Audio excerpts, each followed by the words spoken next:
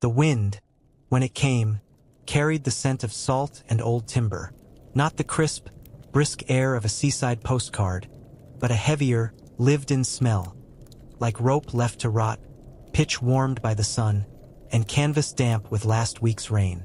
It was the kind of atmosphere that clung to skin and burrowed into clothes, so that even when sailors were back on land, the ocean followed them like a stubborn ghost. In the late 1700s and early 1800s, life aboard a seafaring vessel was a strange combination of rigid order and chaotic unpredictability. For many men, boys, even the ship became more than a workplace. It was a home, a prison, a battleground, and occasionally a tomb. The sea promised escape, adventure, and coin, but it gave back hardship, hunger, and the constant risk of death. Naval ships during this time were floating communities, each with its own hierarchy, culture, and rhythm. There was a constant undercurrent of tension on board, held just in check by discipline and custom. Orders barked down from lieutenants echoed across wet decks, and every man had his place in the pecking order. From the lowly powder monkey, the youngest boys responsible for carrying gunpowder during battle, to the commanding officers who slept in narrow cabins lined with polished brass, each sailor moved within strict boundaries. One mistake could mean a flogging. Repeated offenses could mean far worse. Yet for all its brutality, life at sea wasn't without its peculiar comforts. In fact, routine was the sailor's strongest defense against despair. The drumbeat of daily life aboard ship kept many from losing their grip on sanity, as weeks bled into months with nothing but the horizon for company. Wake at dawn, scrub the deck, eat, drill, stand watch, sleep, repeat. The bell told the days passing, not in hours, but in shifts and watches, measured by the rise and fall of the sun and the calls of the bosun's whistle. The food, if one could call it that, set the tone for much of a sailor's mood. Salted beef, hardtack biscuits hard enough to break a tooth, and peas that were often more weevil than vegetable. Meals were predictable, if not palatable.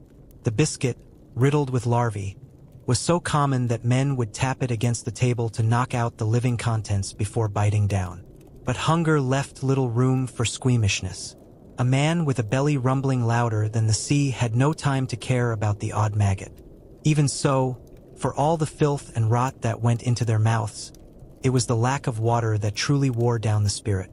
Ships set out with barrels of fresh water, but that stock rarely lasted. Once depleted or fouled by mold and dead insects, sailors turned to what was left: beer, and later, rum. It might sound comforting today to imagine sipping alcohol to stave off thirst, but the reality was far less romantic. Beer at sea was flat, sour, and barely drinkable, its alcohol content not enough to cause drunkenness but just enough to preserve it from rotting. When beer ran dry, spirits took its place. Rum, in particular, became the drink of choice, not for pleasure but survival. Mixed with water in what they called grog, it was the daily ration issued to the common sailor. 1 part rum, 3 parts water, a dash of lime when available to prevent scurvy, and down it went. Not because they wanted to drink, but because there was often nothing else left that wouldn't kill them faster. Still, for all its grim necessity, grog had a way of making life bearable. It softened the edges of despair, dulled the backaches, and lent just enough numbness to get through another bitter night at sea. But it was also a curse. The Royal Navy eventually learned, to great cost, that regular rum rations created dependence. Drunkenness led to mistakes. Mistakes led to death. Discipline faltered. And when the ship was under fire, there was no room for blurred judgment. Despite all this, grog remained a fixture for more than a century. It became a ritual, a strange kind of sacrament, administered with rigid ceremony. At midday, the call would go out, "Up spirits!" and the men would queue, tin cups in hand, waiting for their ration. The bosun's mate stood over the grog tub, doling out each measure with the detachment of a priest at mass. For many, it was the one moment of the day that felt remotely indulgent. The warmth that followed wasn't joy, but it was something like relief. And in the context of life at sea, relief was gold. The reliance on alcohol wasn't confined to the lower decks. Officers drank too, though theirs came in bottles and was served in polished pewter or glass. often behind closed cabin doors. Brandy and wine were preferred, and in greater variety. But the motivations were largely the same: boredom, cold, discomfort, and the gnawing sense that they were drifting ever further from home, with no real promise of return. Homesickness plagued even the most hardened. The sea has a way of hollowing a man out over time. Letters from home, if they came at all, arrived months late. When a sailor left port, he did so with the quiet understanding that the world he knew might be gone by the time he returned, if he returned. There was no such thing as certainty. Illness, storms, combat, even accidents on deck could end a life without warning. A misstep on a wet plank, a falling block from the rigging, a simple infection that turned septic in the absence of medical care. Any of these could turn a routine day into the last. Still, men signed up. Some were pressed into service, dragged from taverns or village lanes and forced aboard. Others volunteered, driven by poverty, by hunger, by the vague lure of prize money or the promise of bread. And there were those who simply had no other place to go. The sea took them in, indifferent to their pasts, brutal in its expectations. Sleep was rarely restful. Hammocks swung in close quarters, sometimes barely an arm's length from the next man. The creaking of the hull, the groaning of ropes under strain, the slap of waves against wood, all became a lullaby of necessity. You learned to sleep through the shouts of orders, the clatter of feet, the occasional cry of pain. And when you couldn't sleep, you stared at the darkness and counted the days, trying not to think too long about how many more lay ahead. When the weather was calm, duties settled into their usual cycle. The ship had to be kept clean, not out of vanity, but survival. A filthy vessel-bred disease. The deck was scrubbed daily, often with sand and seawater. Below decks, the stench could be overwhelming. Sweat, rot, unwashed clothes, and the fetid mix of bilge water and rats. Vermin were constant companions, bold and quick, chewing through stores and sometimes even biting sleeping men. Then there were the drills. Gunnery practice was essential, particularly on naval ships during wartime. Every man needed to know his role in battle. The gun crews drilled relentlessly, loading, aiming, firing over and over until they could perform the motions blind. It was exhausting, deafening work. Powder residue coated everything, and the slightest misstep could result in burns or worse. But such routines were essential. When battle came, it was swift and terrible. There was no room for error. Cannonballs tore through wood like paper, splintering the hull into flying shards that maimed more than the metal ever could. Smoke choked the air. Commands were shouted through the din, often unheard. Men fell, sometimes in pieces. Blood slicked the deck, mixed with seawater and rum vomit. And when it was over, if you survived, there was silence. A kind of empty ringing in the ears and soul that took days to fade. Between battles and storms, there was time. Time to sit, to carve bits of bone or wood into tiny tokens, to write letters you hoped would be read, to sing if your throat wasn't too raw.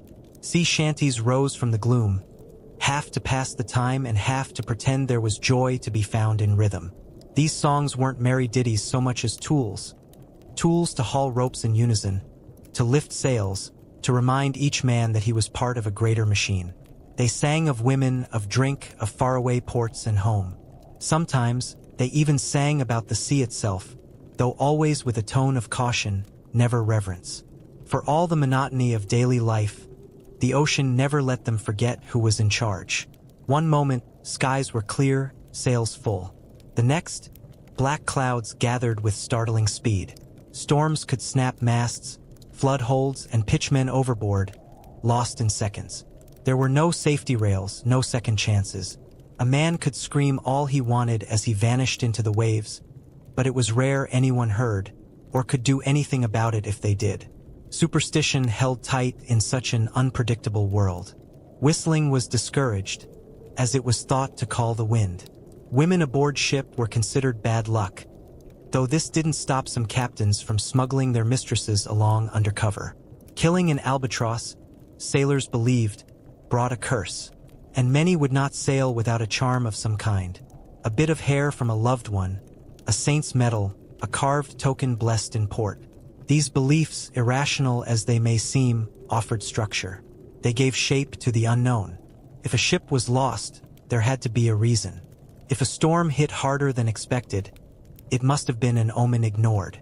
Superstition filled in the gaps that reason couldn't reach. And at sea, those gaps were wide. Even religion, though encouraged officially, had to adapt to the realities of the shipboard world. Chaplains were rare, and when one was present, he often served in multiple roles: teacher, medic, even mediator in disputes. Services were held when weather and time allowed, often on Sundays, with prayers shouted over the creaking timbers and rolling deck. But even those who scoffed at scripture often whispered their own private bargains with the heavens during rough crossings. There were moments, rare and fleeting, when life aboard ship seemed almost peaceful. In calm weather, with sails trimmed and duties done, some men found a kind of contentment in the lull.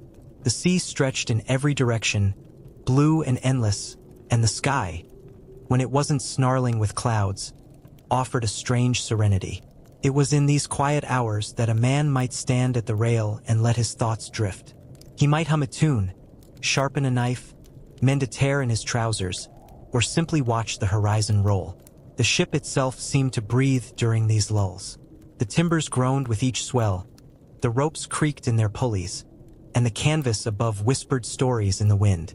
A well-run vessel functioned almost like a living thing. Every man was a muscle, a joint, a moving part. They moved in rhythm whether they liked it or not. Each shift of sail, each heave of the capstan, each hoist of the anchor demanded coordination. And through repetition, the crew moved with a kind of choreographed efficiency, each task timed by instinct rather than thought.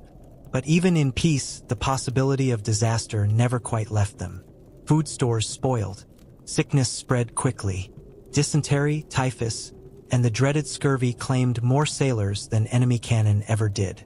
With limited medical supplies and crude understanding of disease, there was little to be done once illness set in. Lime juice, onions, and sauerkraut were prized not for taste but for their ability to stave off scurvy's cruel grip. The bleeding gums, the rotting flesh, the weakness that turned young men into shadows.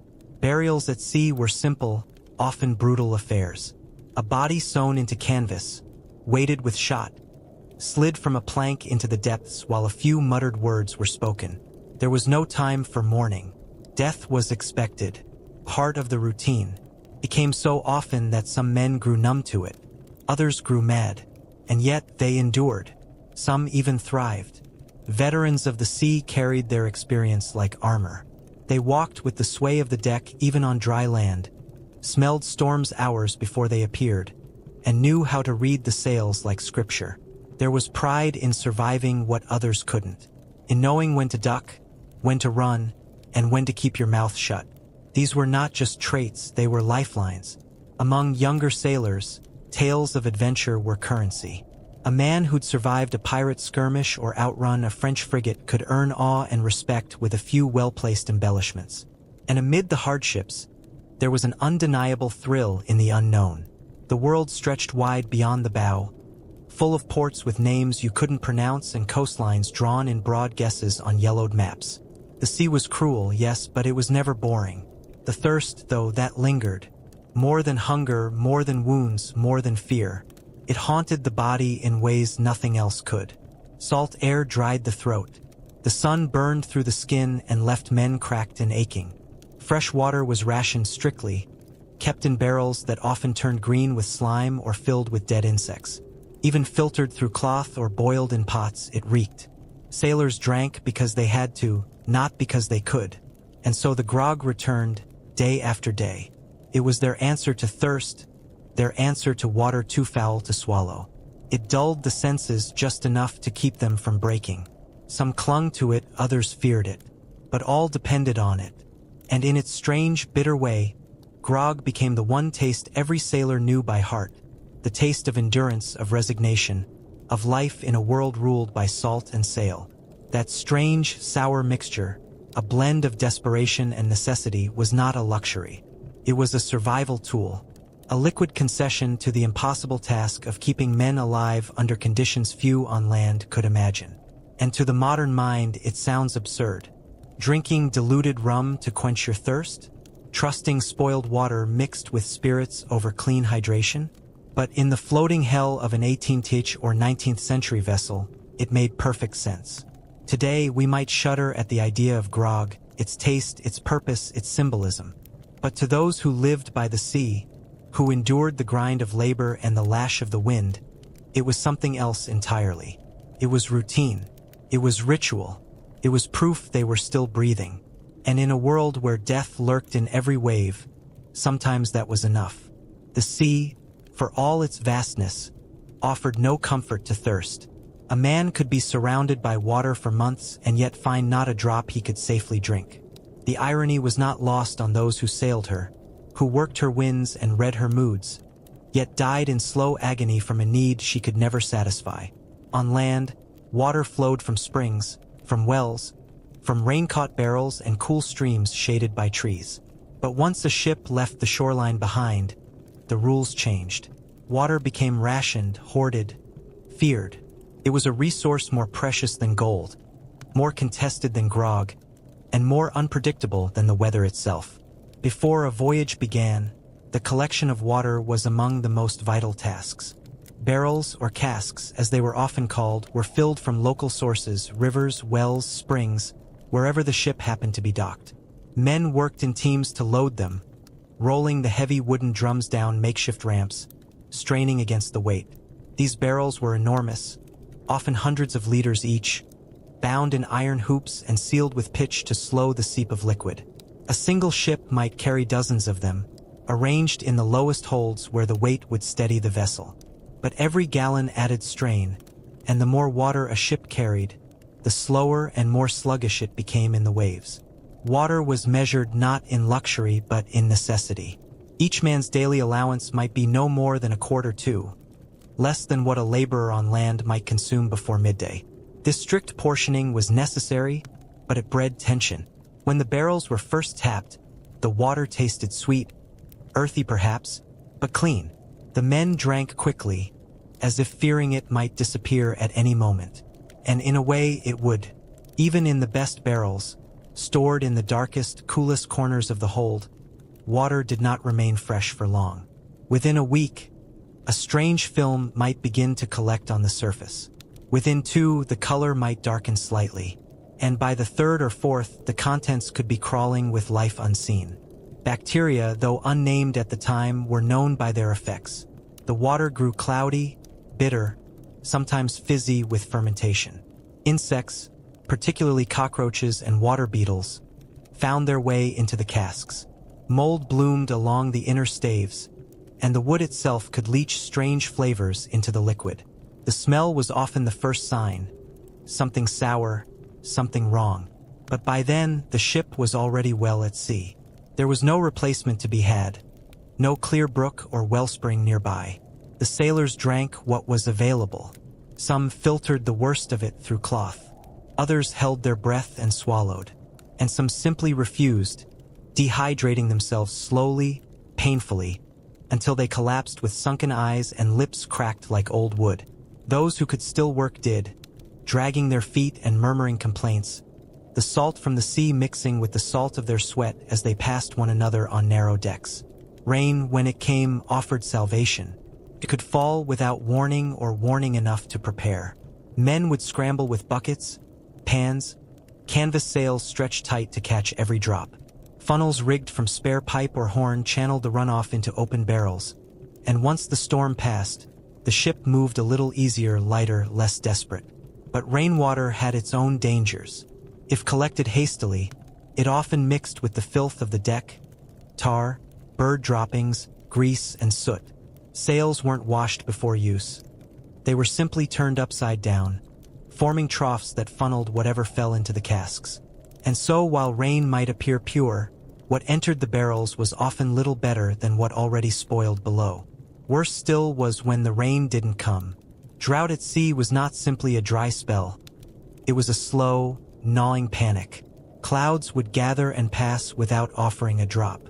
The sun would bake the planks underfoot, and lips would stick together from lack of moisture. Some men licked condensation from the rims of the mast. Others cut open fish, desperate for the small pockets of fluid inside their bellies. Rum and beer, for all their flaws, were suddenly not just drink but miracle. Ships that stayed close to coastlines fared better. They could resupply at ports, creeks, and rivers along the way, often trading goods or gold for access to fresh water. But those on long voyages, crossing the Atlantic, charting the Pacific, had no such luxury. They learned to stretch what they had. Baths were unheard of.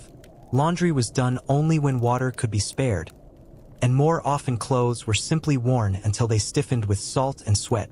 Food was boiled in grog, when possible, or not at all. Even the animals, chickens, pigs, goats brought aboard as food reserves, were sometimes given beer instead of water. The stench of spoiled water became part of the ship itself. The hold reeked of damp rot and mildew.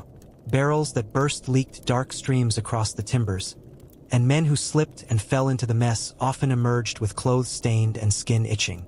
Some tried to purify the liquid with vinegar, lime juice, or by boiling it in kettles, but the tools were few and the fuel precious. Most captains ordered the crew to make do. Complaints were answered with silence, or in harsher ships, the lash.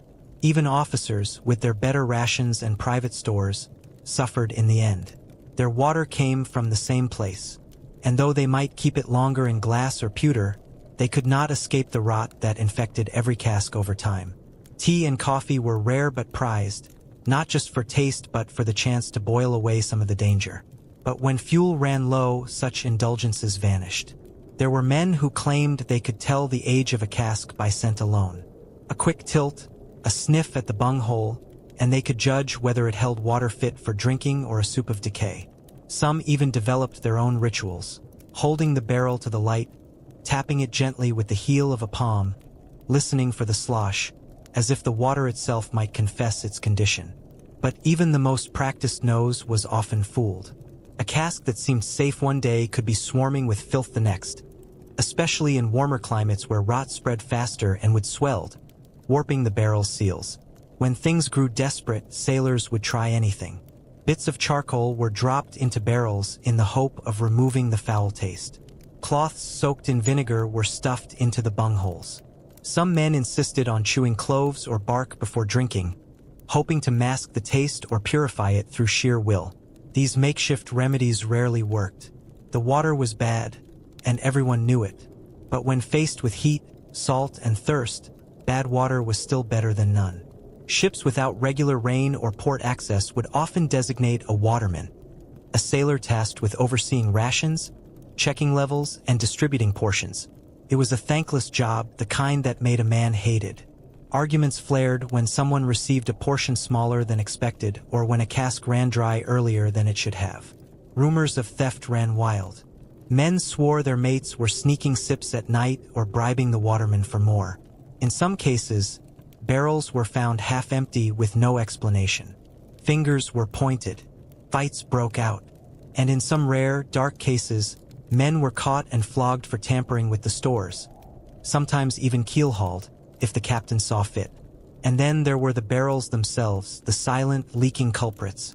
Poorly made or overused, they might crack during rough weather or spring, leak so subtle that no one noticed until the damage was done.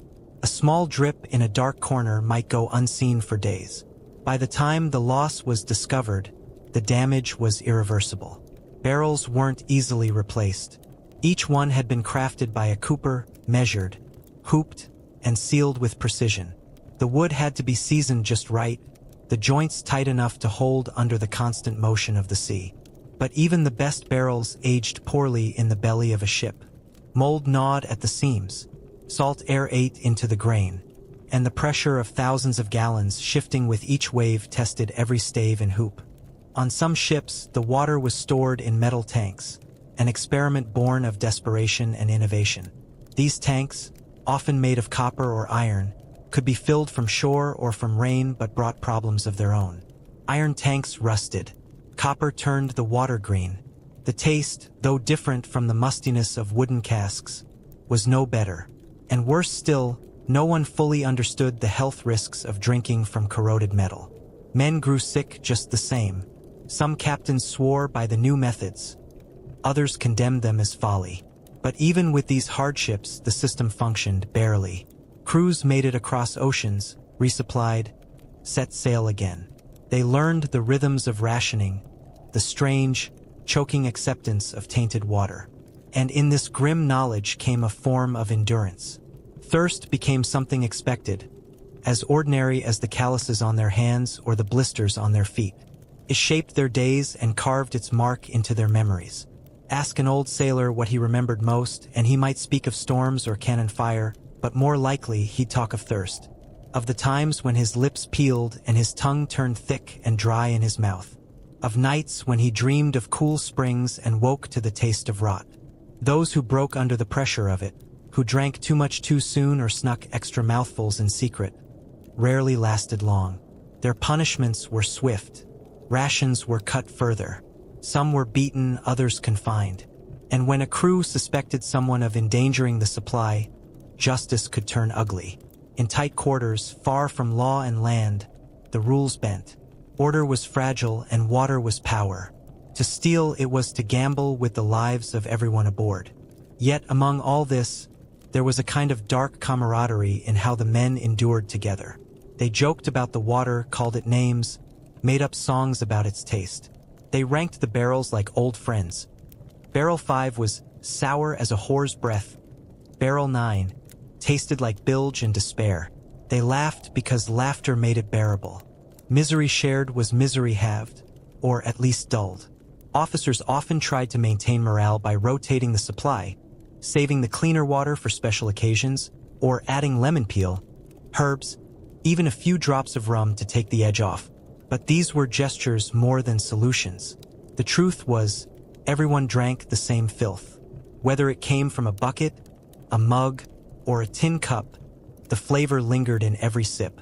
It clung to the back of the throat, burrowed into the gut. Some men claimed they could feel the bugs moving inside them. Others swore they got used to it. Perhaps they did. When the ship finally reached port, any port, water became the first thing they sought. Men stumbled ashore and drank from wells, fountains, puddles. They cupped rainwater in their hands as if it were holy.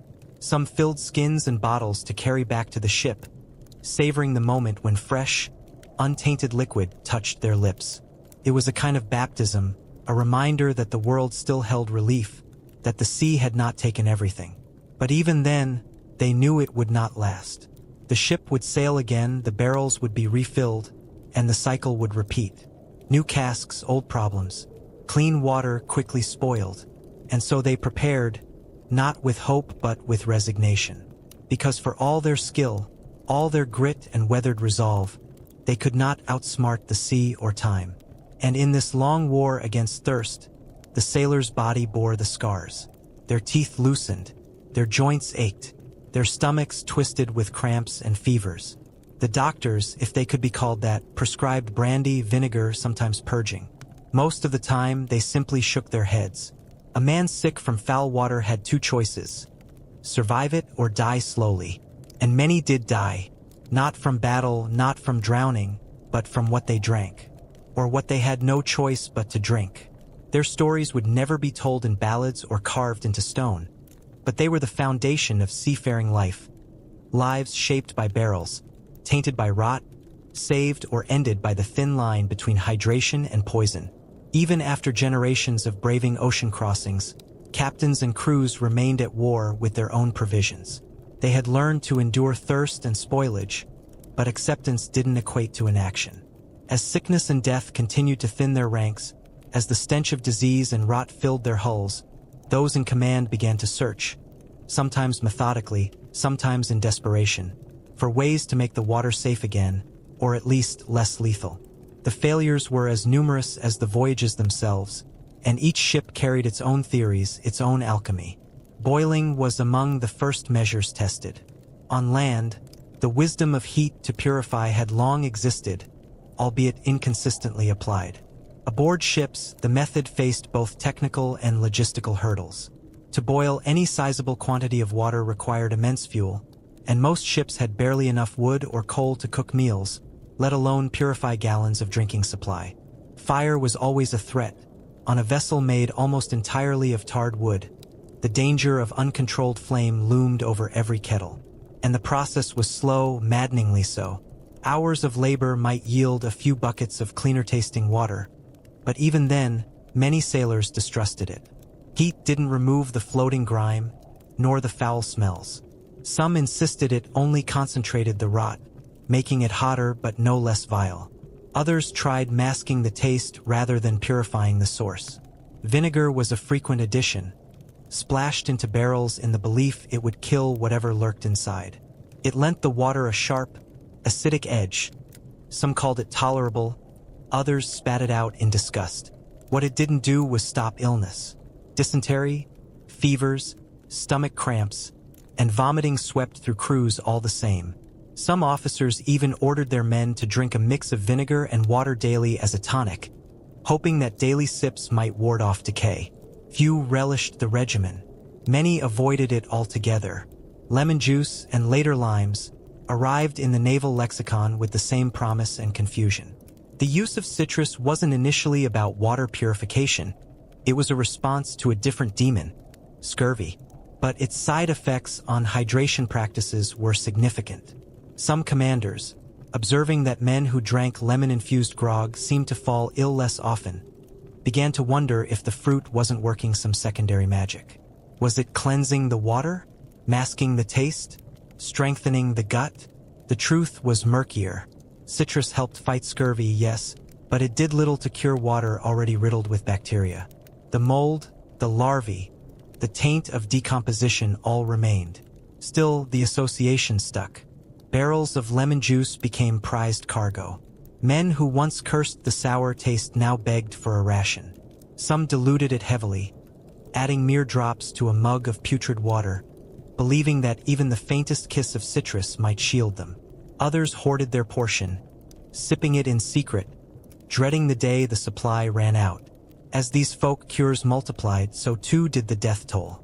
No ship went untouched. Even among the best-prepared expeditions, illness spread with chilling ease. One man would wake with cramps, sweating through his hammock, and by nightfall 3 more would follow. Within a week, the sick might outnumber the healthy. Bowels turned to liquid, bodies weakened, and eyes grew hollow. The strongest men, sailors who could haul sails in a storm and laugh into the wind, were laid low by what they drank. Ship's surgeons, when present, found themselves helpless. Their kits held blades, leeches, powders, and poultices, but none could cleanse water or stop its rot. They might bleed a man or ply him with laudanum, but when the root cause flowed from every barrel and jug aboard, their efforts amounted to little. Some recorded their theories in logbooks, detailing experiments with heated grog or saltwater distillation, though few methods were repeatable. Their notes reflected hope more than science. In this growing crisis, command became a burden few envied. Captains, once admired for boldness in battle or cunning at sea, now faced quiet mutiny, not from rebellion, but from despair. When the crew grew sick, it reflected on their leadership.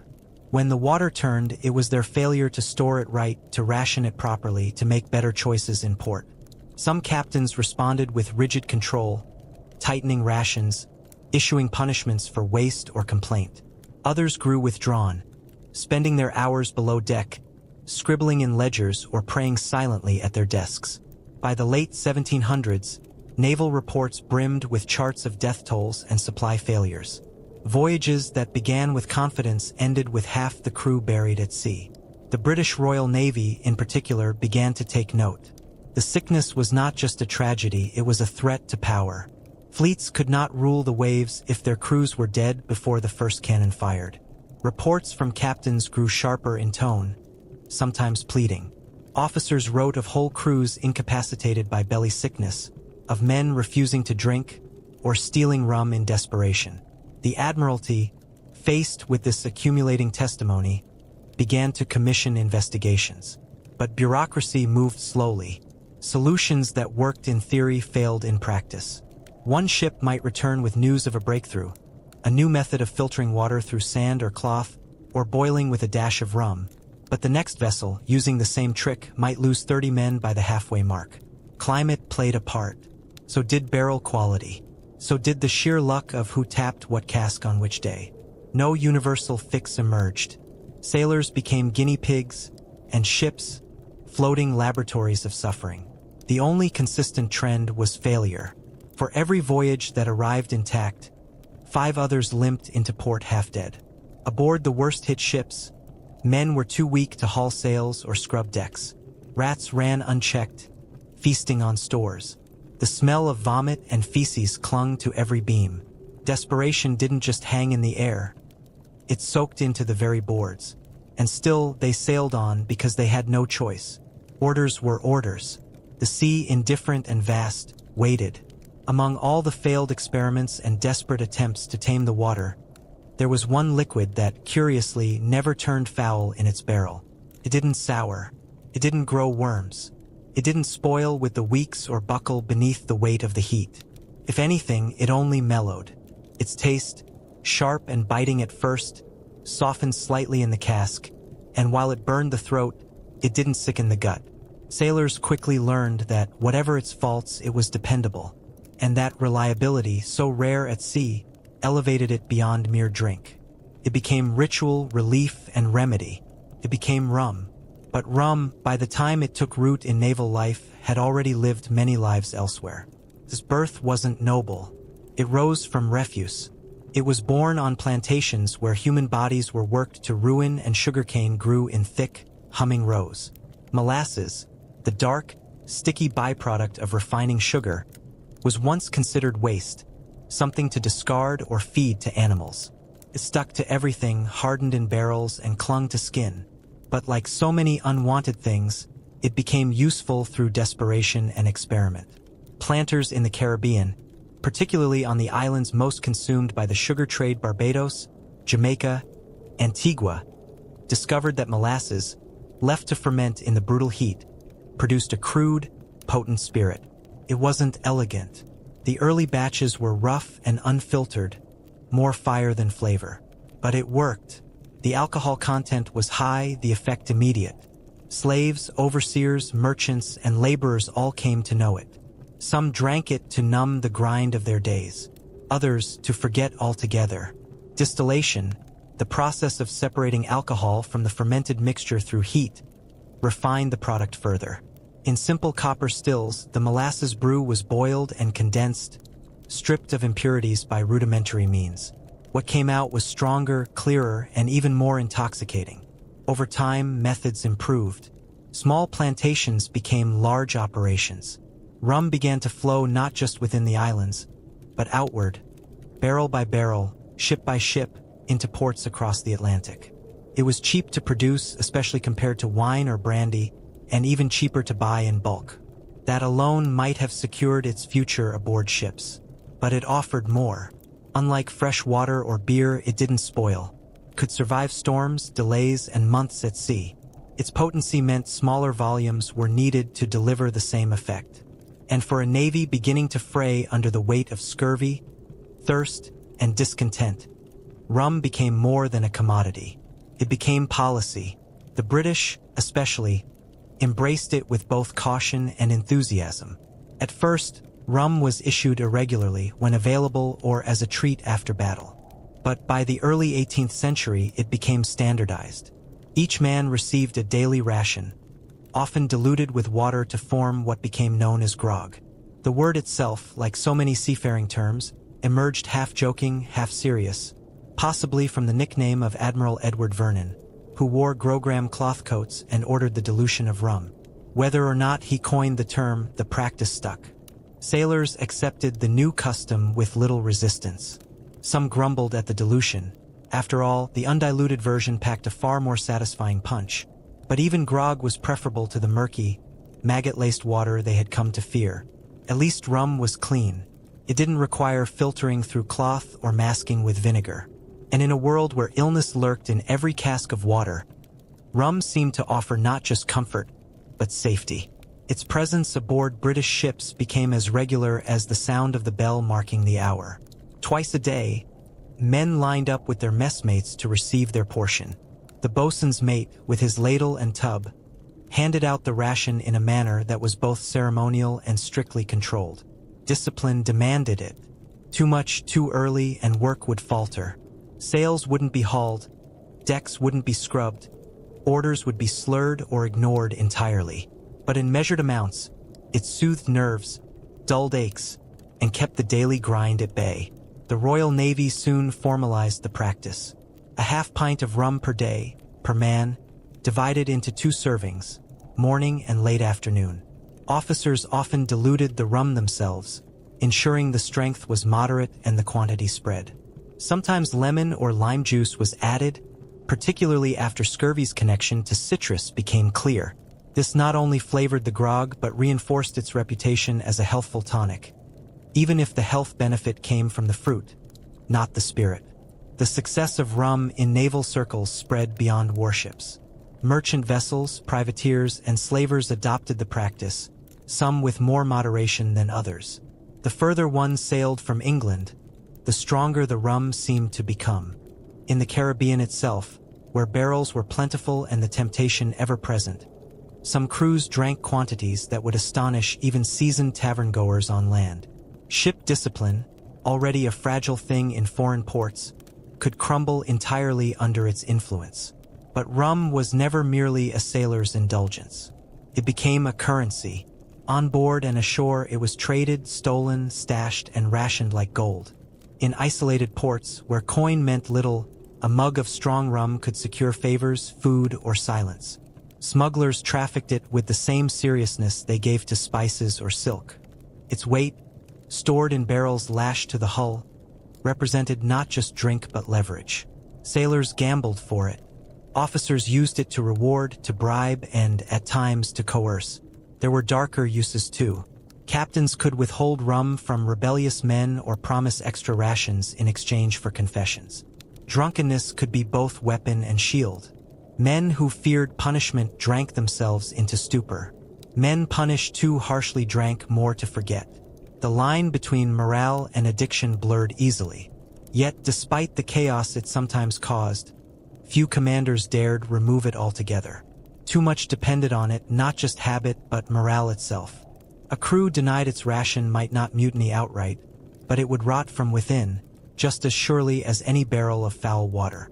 Still, by the late 18th century, there were murmurs of concern. Not moral ones at first.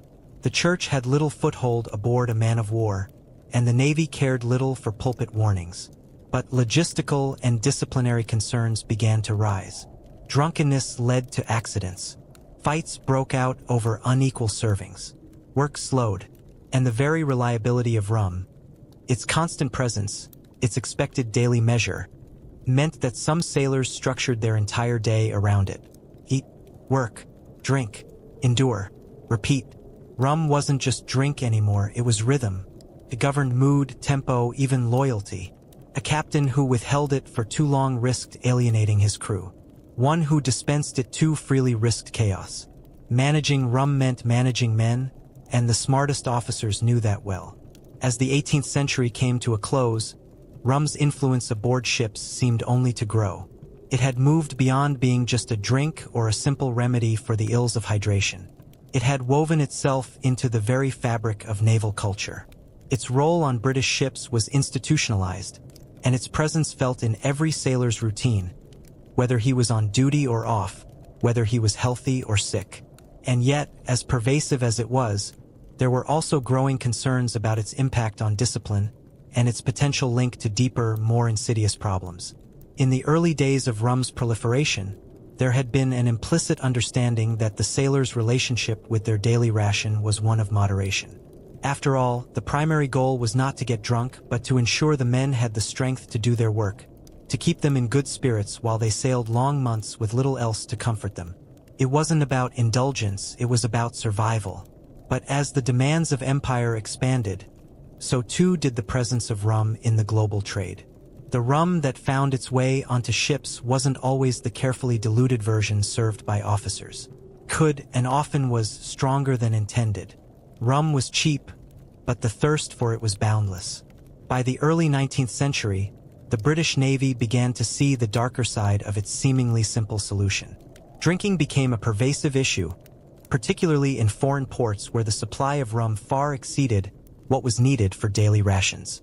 The sailors who ventured ashore to find food, shelter, or perhaps a brief respite from the long, monotonous days on board were often met by vendors eager to sell them rum, sometimes pure, sometimes adulterated. It wasn't just the sailors at fault. Officers, too, sometimes turned a blind eye to the widespread drunkenness, particularly in remote ports where discipline could be harder to maintain. Still, the consequences of excessive drinking were undeniable. Rum's grip on the British Navy grew stronger, but so did the toll it took on the crew. Disorder became more common, and the lines between camaraderie and chaos blurred. Sailors who could no longer count on the discipline of a regular ration, or who had become too accustomed to the sensation of drink, grew harder to control. Ships' logs are filled with complaints about drunk crews, too unsteady to work properly, too wild in their behavior. Officers found themselves caught between the need to maintain morale and the growing realization that alcohol might be undermining their crew's health and safety. In some ways, the answer came from the same place the problem had originated, another product of the sea. The rum trade had already laid the groundwork for an unexpected solution. In the early 19th century, the British Navy began to shift its focus away from pure rum as the primary means of hydration, experimenting with other additives and blends. The most significant shift came in 1824, when the Royal Navy introduced a ration of diluted rum, cutting down its strength to reduce drunkenness. Yet, for all the changes to naval rations, the legacy of rum's grip on the men aboard never truly loosened. It remained the quintessential symbol of life at sea, intoxicating, soothing, and always in reach. What had begun as a practical, if imperfect, solution to the seafaring world's most urgent problem, dehydration, had turned into something far more complex. Rum was no longer just a drink. It was a constant companion, an instrument of discipline, and sometimes a weapon against the harsh realities of life at sea. Even when rum's role in hydration began to wane, it continued to be a fixture of naval life through the next century, in every port, every ship, and every sailor's story. But while the sailors had learned to live with it, the rest of the world was also learning the costs of this seemingly indispensable liquid. No longer just a naval tool, rum was now a commodity that touched many lives, from the plantations that grew the sugarcane to the ports where trade routes converged. It became a symbol of both imperial expansion and exploitation, a drink forged in the cruel labor of enslaved peoples, a bitter legacy carried on the tides. As the British Empire sailed forward into the next century, rum, once a humble solution to thirst, stood at the crossroads of necessity and peril. For the men who sailed the seas, the drink had become a staple of survival. But for the larger world, its place in history was more complex. A symbol of colonial ambition, a product of enslaved labor, and a potent reminder of the tangled connections between the empire and the sea. The rum that had once been a simple tool for hydration was now a reflection of the empire's dark undercurrents, a thread woven into the very fabric of maritime life. It was, in the end, both the cure and the cause of much of the suffering that came with life at sea. The decision to issue rum rations on British naval ships wasn't born out of capriciousness. It was an act of pragmatism in the face of a harsh, unrelenting reality. As rum began to solidify its role on the decks of warships, it came with the understanding that this liquid, despite its dangers and intoxicating effects, was far more reliable than water. It wasn't just a drink.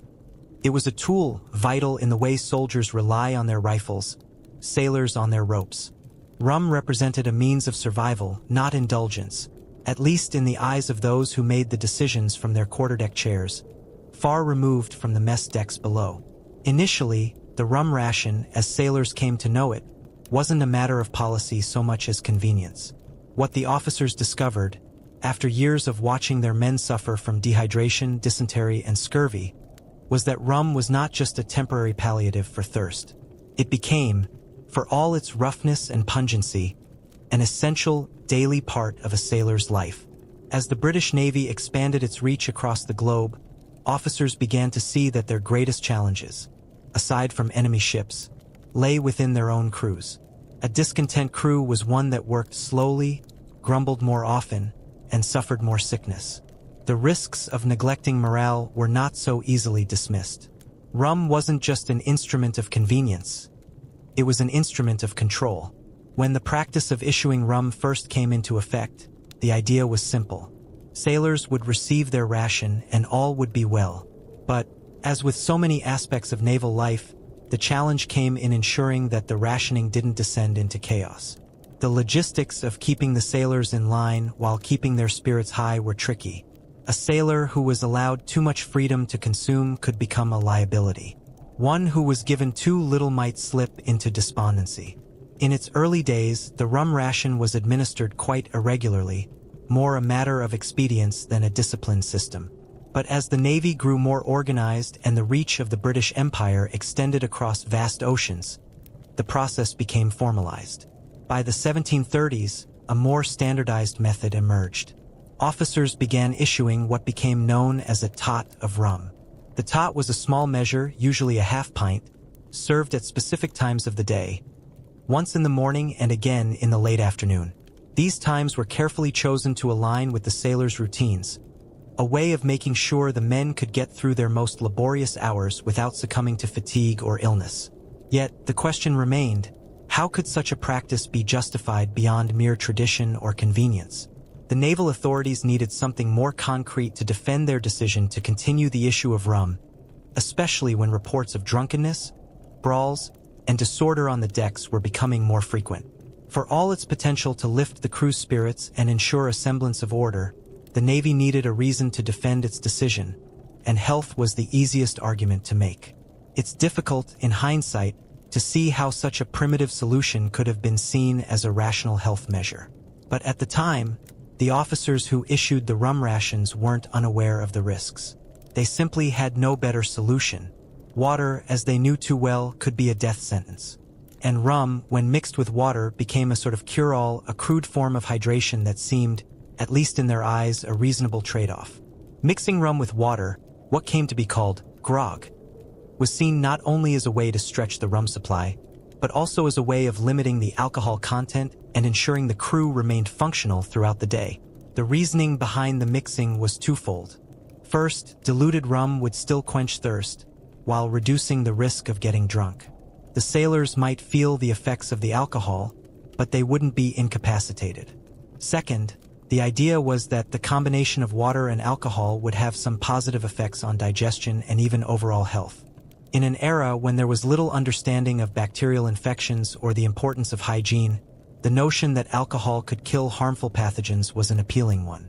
Rum, after all, was boiled in its distillation process, and its high alcohol content was believed to have disinfectant qualities.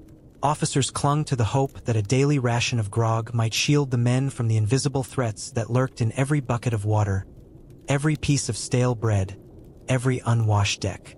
To the modern ear, it may sound absurd to consider rum as anything more than a vice, but to the sailors of the 18th and early 19th centuries, it was simply another tool for survival. It was as essential to their daily routine as the sails themselves. The presence of grog, though regularly diluted, was comforting, like the steady beat of a drum on a march. It was more than just liquid. It became a symbol of continuity, something to tether the sailor to his ship, his duty, and his sense of purpose. And yet, despite the officers' well-meaning intentions, the very practice of issuing rum rations, and the inevitable intoxication that accompanied it, posed a dilemma. On one hand, it was a necessary evil, a way to ensure the survival of the crew in the absence of better options. On the other hand, it had its dangers, particularly when sailors grew accustomed to the measure. Rum made the men complacent. It made them bold, reckless, and too often unruly.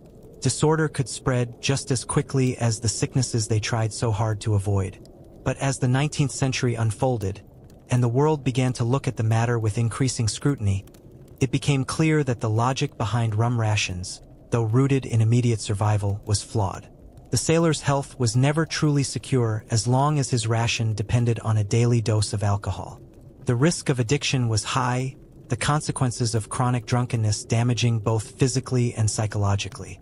The story of rum on British naval ships would be incomplete without addressing the distillation process itself. Though the drink was hailed as a miracle solution, alleviating the dangers of dehydration and warding off the worst of scurvy, its production was not without flaws. Rum, in its purest form, may have been relatively easy to create, but the systems of distillation employed by the British Navy were often crude, hurried, and poorly executed. The very processes that made rum available in such quantities were also the ones that introduced new and potentially deadly risks. It's easy to imagine the vast networks of Caribbean plantations, where rum was distilled and quickly shipped across the oceans. But what was less visible to those aboard the ships, and perhaps to those commissioning the rations themselves, was the manner in which this spirit was produced. Distillation wasn't a flawless art, nor was it done under conditions that would be considered sanitary by modern standards. On the plantations where rum originated, sugar was extracted from molasses, and this byproduct was fermented to create a potent base. But the stills used for distillation, often hastily constructed or poorly maintained, were an immediate source of potential contamination. In many instances, the stills themselves were poorly made, patched together with whatever materials were at hand. Metal corrosion was a common issue, particularly in the humid, salty air of the Caribbean. It didn't take long before lead, copper, or even arsenic from the deteriorating equipment began leaching into the distilled spirits. The scale of contamination was often unpredictable. A poorly cleaned still, for example, might contain traces of lead from past distillations, a substance that would gradually build up in the body and lead to poisoning. Similarly, arsenic, used in some forms of traditional manufacturing, could seep into the spirit if it came into contact with contaminated equipment. This wasn't a mere theoretical risk. Rum was, after all, the lifeblood of many sailors, and the contamination of the alcohol itself introduced a new set of health dangers. A sailor might be able to avoid drinking bad water, but he could not avoid the daily ration of rum. For those who consumed it regularly, the exposure to lead or arsenic would build slowly over time. Symptoms of lead poisoning, for instance, were difficult to distinguish from those of the more immediate sicknesses of the sea, such as dysentery or scurvy. Lead could cause stomach pain, weakness, and even cognitive decline, problems that were often brushed off as part of the hardships of life at sea.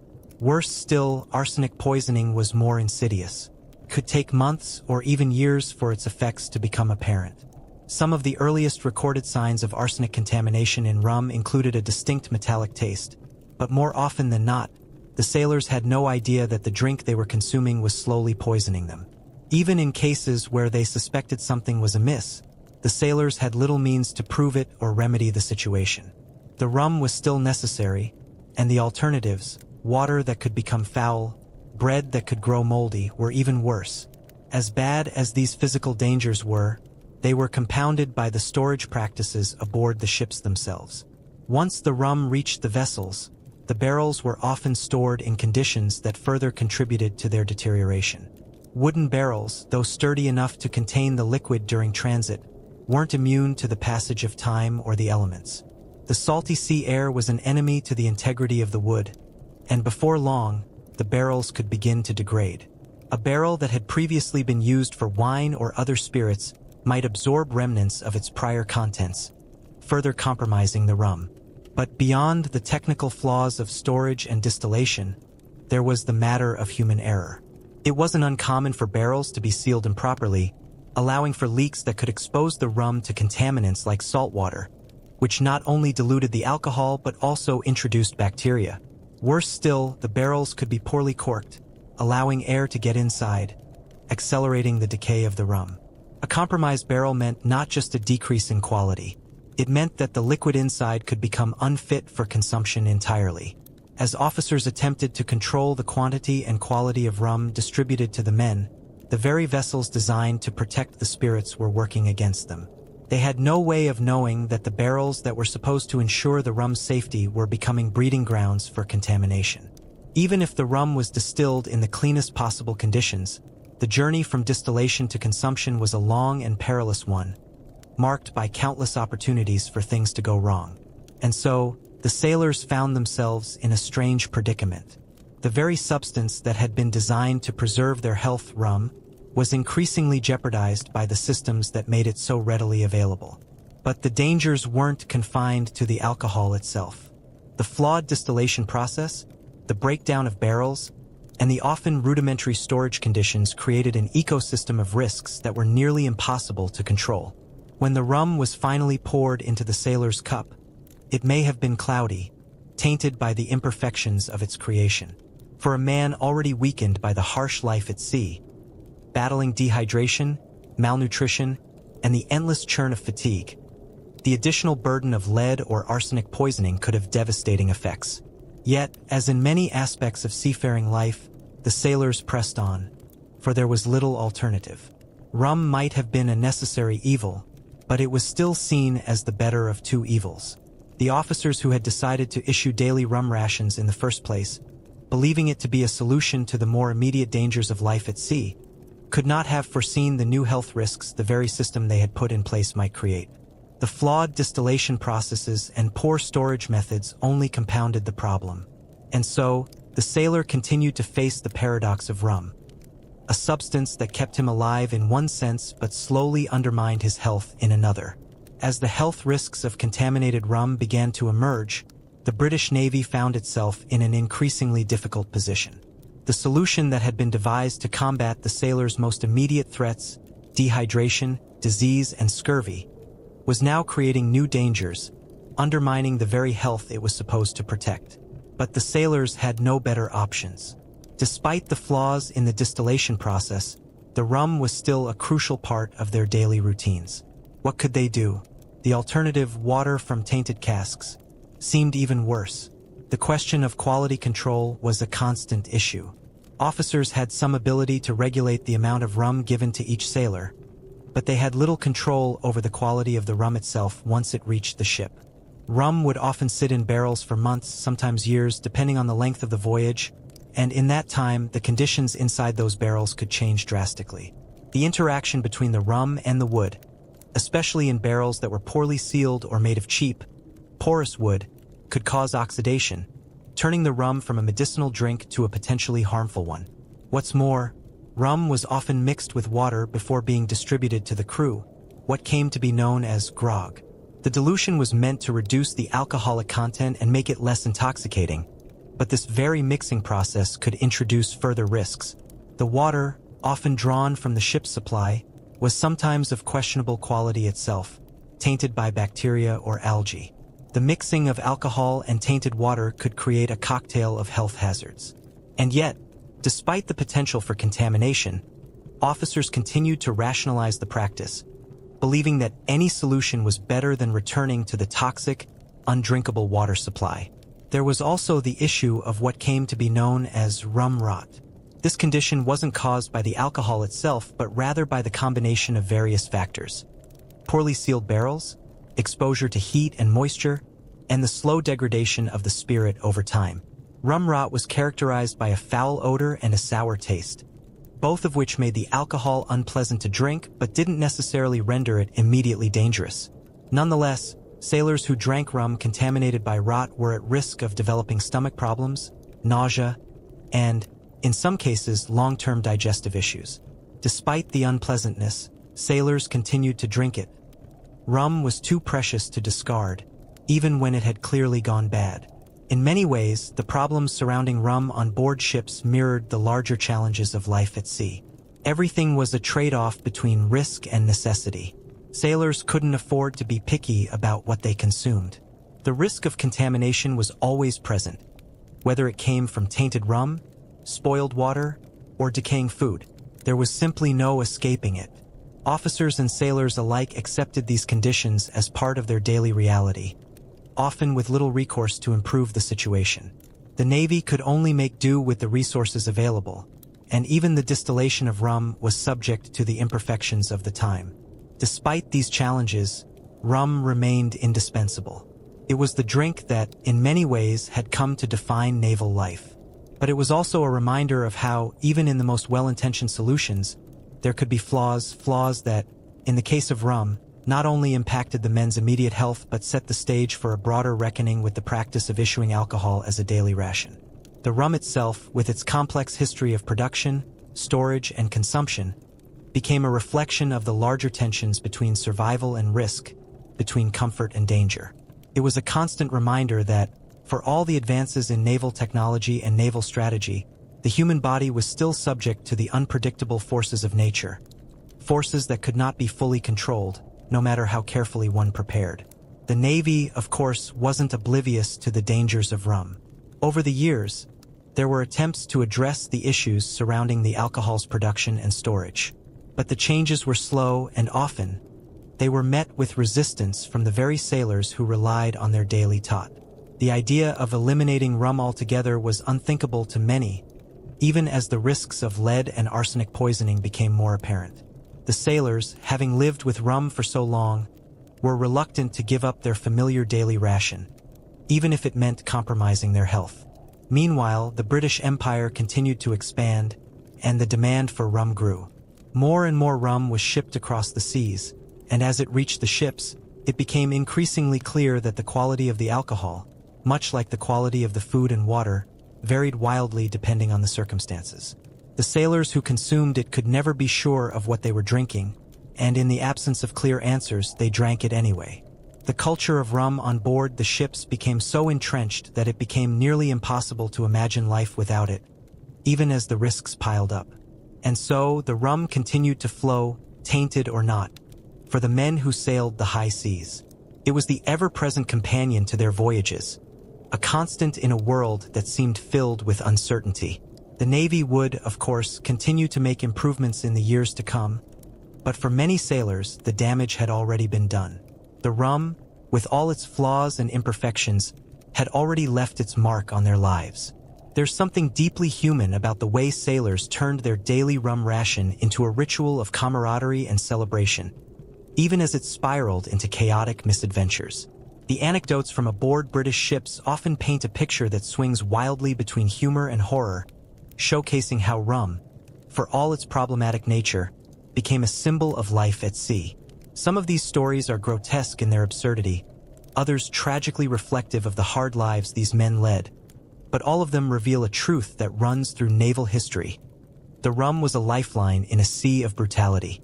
One such tale, often told in hushed voices during quiet moments at sea, involves a sailor known only as Jolly Jack. The nickname was earned not through good humor but through sheer drunkenness, rum-fueled hijinks that were both legendary and horrifying. One evening, after a particularly generous ration of rum was issued to the crew, Jack took it upon himself to propose a toast. A boisterous cheer went up among the sailors as they clinked mugs and drank deeply. The toasts that followed, however, quickly turned from jovial to grotesque. The tradition, as some might call it, was for the men to drink to drowned men, a dark play on the reality of life at sea. The idea was simple enough. As the dead, who had drowned in the waves, could no longer drink, it was only fitting that the living should drink in their place. Jack, in his drunken stupor, decided to carry the joke a step further. In a display of reckless bravado, he climbed to the top of the ship's mast with a mug of rum in hand, shouting to the heavens, "To the men lost at sea, and may their spirits guide us home." The crew laughed, a dark, hollow laugh that rang out across the deck. But what happened next turned the event from absurd to tragic. Jack lost his footing and tumbled from the mast, crashing onto the deck below. The crew rushed to his aid, but it was too late. Jack's neck was broken. He had become the latest casualty of the sea, a victim of both the rum and the grim reality that no sailor could ever truly escape. Such tales were not rare. They were part of the fabric of life at sea, where drunkenness and fatal accidents seemed forever intertwined. Another, more infamous story was that of a sailor named Thomas, who had been stationed on a ship during a particularly long voyage. The men had been issued their daily tot, as usual, but Thomas, perhaps emboldened by the alcohol, began to challenge the crew to a drinking contest. Each sailor had to outdrink the other, and as the rum flowed, so did the competitive spirit. What started as good-natured fun soon spiraled into chaos. Some sailors began to stagger, others fell asleep where they stood, and still others became dangerously ill. Thomas, however, seemed immune to the effects of the rum. With a triumphant grin, he continued to challenge anyone who dared compete with him. It wasn't until the next morning that the full extent of the damage became clear. In the aftermath, Thomas was found sprawled on the deck, a gruesome scene of vomiting and convulsions surrounding him. His body had gone into shock, and despite the best efforts of the ship's doctor, Thomas was dead by the time they docked at port. Rum had taken another victim, this time not through a violent accident, but through the slow, insidious effects of binge drinking that were so common among sailors. These stories, though tragic, are at times framed with an odd sense of humor, gallows humor, perhaps, by the men who lived through them. The sailors didn't just drink because they wanted to forget the pain of their lives at sea, though that was certainly part of it. They drank because rum had become an essential part of the fabric of their existence. It was the one constant in a world full of uncertainty, and it bound the men together. It fueled not just their worst behaviors but their greatest camaraderie. When they weren't stumbling over each other in drunken stupors, they were raising their mugs in a unified chorus of laughter, singing sea shanties and telling tall tales of their exploits. The effects of the rum were more than just physical. They seeped into the culture of the ship, shaping its rhythms, its relationships, and its very character. But the camaraderie wasn't always as benign as the stories of toasts and jolly competitions suggest. Rum, for all its ability to bond sailors together, was also a powerful catalyst for violence. The famous rum fights aboard ships were a regular occurrence, an inevitable result of men who, in their drunken stupor, were quick to anger and slow to remember the bonds of friendship. There's a story of one such fight that escalated so quickly that it spread like wildfire across the deck. It began when one sailor, angry over a perceived slight, challenged another to a duel.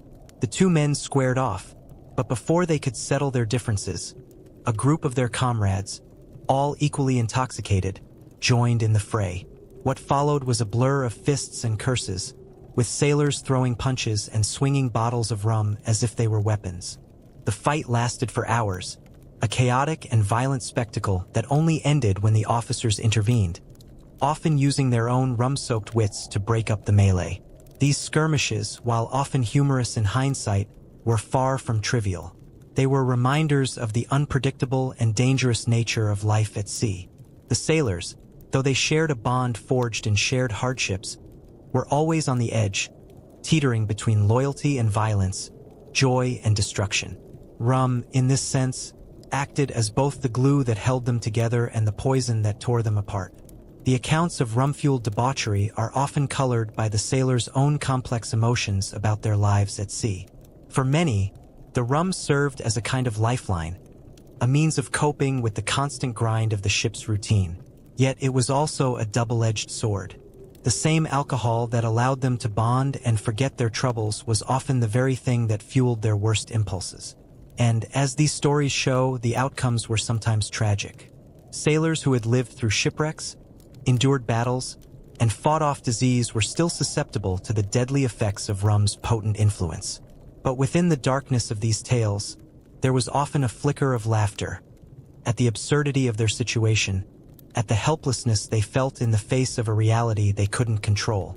In this way, the stories of rum aboard British naval ships are a bittersweet reminder of the fine line sailors walked every day, between life and death, between camaraderie and conflict, between humor and horror. As we delve further into these tales, the stark contrast between the camaraderie and the consequences of the rum culture becomes ever more apparent. While the crew might have laughed off their antics in the moments that followed their drunken exploits, there was always the looming reality of the damage done. The stories of happy accidents often took on a darker hue once the fog of rum had lifted, leaving behind not just memories of lost dignity, but sometimes irreparable physical and emotional scars. One such tale, as told by an old sailor long retired from service, revolves around a sailor who earned the nickname Gulliver after an ill-fated encounter with the ship's rigging. Gulliver, like many of the crew, took full advantage of the daily tot, and it was during a particularly rough storm that the men's routines were disrupted. With the ship swaying and creaking beneath them, the sailors were forced to haul lines and adjust sails, tasks that demanded all the coordination they could muster. But, as the rum had taken its toll, their reactions were slow, their steps unsure. Gulliver, having imbibed more than his fair share, lost his footing while climbing the rigging.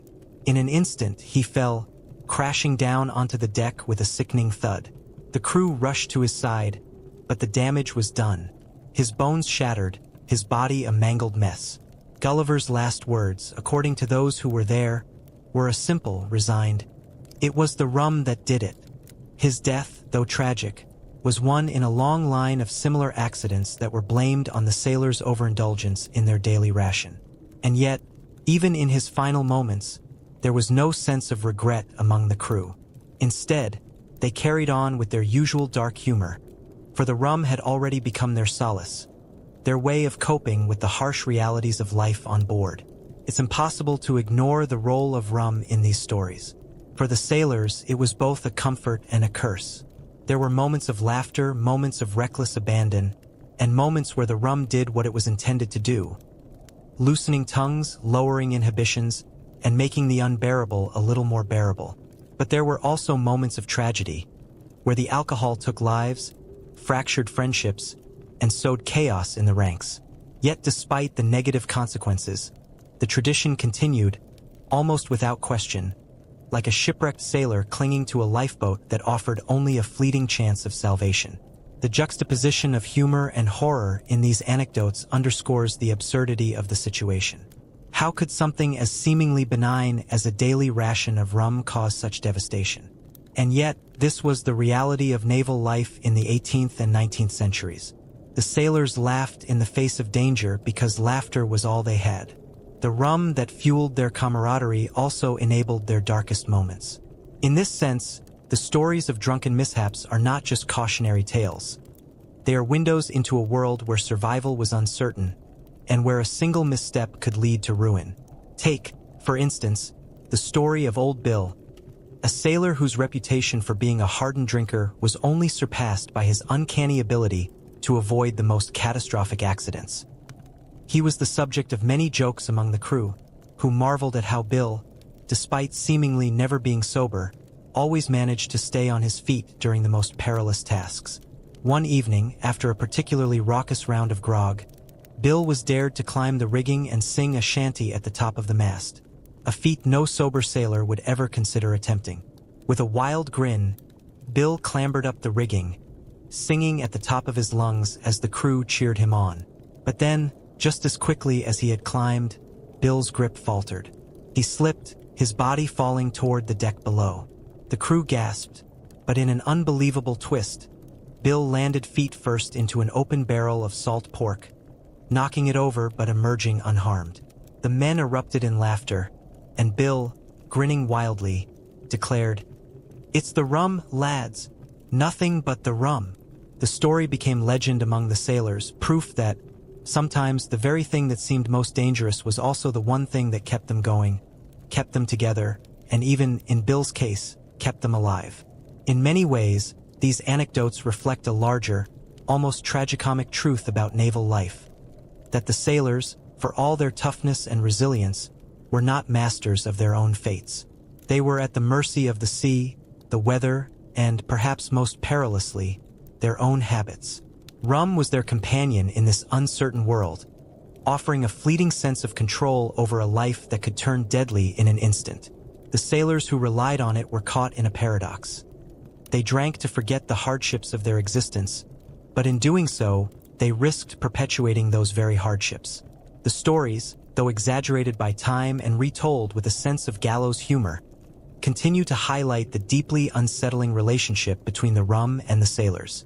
The same drink that fostered camaraderie also led to violence, to accidents, to death. Yet, for all the horror it carried, there was also an undeniable warmth in the way these men embraced their fate. The daily tot was their lifeblood, their connection to one another, their means of survival in a world that cared little for their well-being. They drank because they had to, because the alternative was a life of suffering made even more unbearable by the empty promises of better things to come. But for every story of a sailor lost to rum, there were just as many moments of fleeting joy, of reckless abandon and laughter.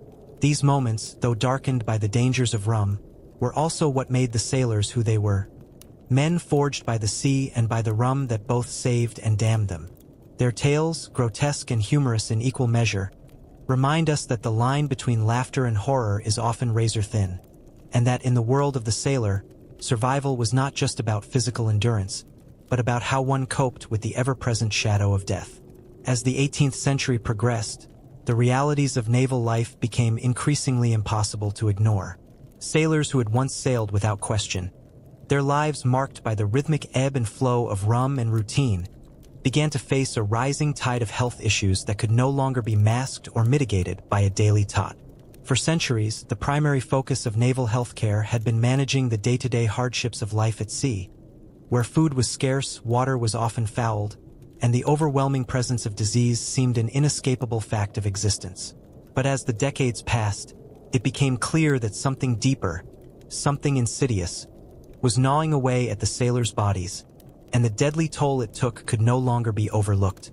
The first signs of trouble appeared in the form of scurvy, a disease that had been haunting sailors for centuries, though its cause remained a mystery. For years, scurvy had been written off as a routine part of life at sea. The condition, marked by swelling gums, bruising, fatigue, and open sores, was commonly blamed on the dampness, poor diet, or even bad luck. But by the late 1700s, as naval fleets expanded and ships spent longer periods out of port, the sickness began to strike with increasing frequency and severity. Its effects were undeniable. Entire crews incapacitated, their ranks ravaged by the disease. No amount of rum or hardtack seemed to offer relief. The symptoms of scurvy were too dramatic to dismiss. Sailors who once boasted of their strength and resilience were now barely able to stand, let alone carry out the grueling tasks required to keep a ship afloat. The disease seemed to target the very core of a sailor's vitality, turning strong men into shadows of themselves. It became clear that no matter how much rum was consumed or how many casks of water were hauled aboard, something fundamental was missing. The question of what could cure scurvy, and whether it could be prevented, became a focal point for naval health officers. As scurvy ravaged naval crews, it became evident that the daily rum ration, which had once been hailed as a kind of magical remedy, no longer held the same allure. Rum's benefits, especially in terms of keeping sailors hydrated and providing an instant energy boost, were becoming overshadowed by its more harmful effects. While it had been embraced for its ability to numb pain and provide an emotional lift in the harsh environment of the sea, it was no longer the miracle cure that it had once seemed. Rum, in its various forms, had too many drawbacks. It couldn't address the root causes of scurvy, and it certainly couldn't prevent the other diseases that plagued the sailors, such as dysentery, which had its own catastrophic impact on the fleet. The widespread presence of dysentery, an infection caused by unsanitary conditions, became another critical problem. The disease, often contracted from contaminated water or food, ran rampant on naval vessels. As ships traveled longer distances between ports, the chances of water supplies becoming tainted with harmful bacteria skyrocketed. This meant that dysentery was often lurking just beneath the surface of daily life at sea. The symptoms were agonizing: frequent, painful bowel movements, dehydration, and a feeling of complete exhaustion. For many sailors, dysentery was a swift, merciless killer, stripping them of the strength needed to survive in the hostile environment of the ship. It was clear that the health of sailors was being systematically undermined, not just by the disease but by the very practices that had once been considered sufficient. The rum, the hardtack, and the foul water could no longer carry the weight of survival. More attention began to focus on the critical need for fresh water. But as long as sailors continued to rely on impure water, the cycle of sickness persisted. It wasn't long before the true scope of the issue became impossible to ignore, and the search for better alternatives began to intensify. By the turn of the 19th century, naval officers began to realize that the current methods of dealing with hydration, whether through rum, spoiled water, or temporary fixes like vinegar, were inadequate. The idea of providing sailors with clean, potable water on a daily basis was starting to look less like a luxury and more like a necessity. Yet the solution was not easy to find. The logistics of storing fresh water for long voyages proved to be a monumental challenge.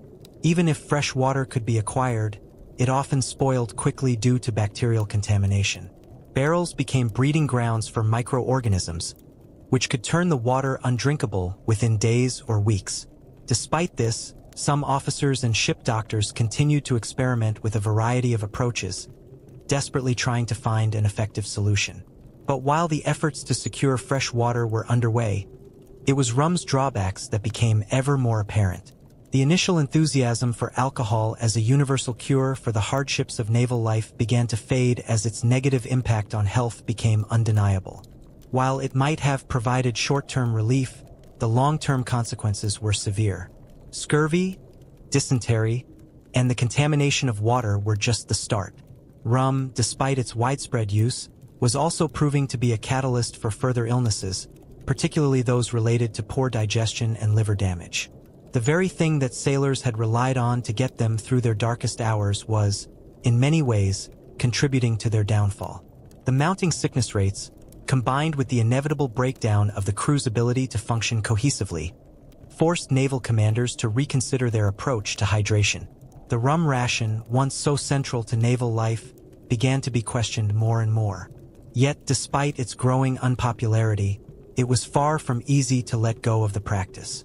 It was ingrained in the routines and morale of the sailors. The psychological and social aspects of the rum ration, its role in boosting spirits, easing tensions, and offering a fleeting sense of escape from the hardships of naval life, were not easily dismissed.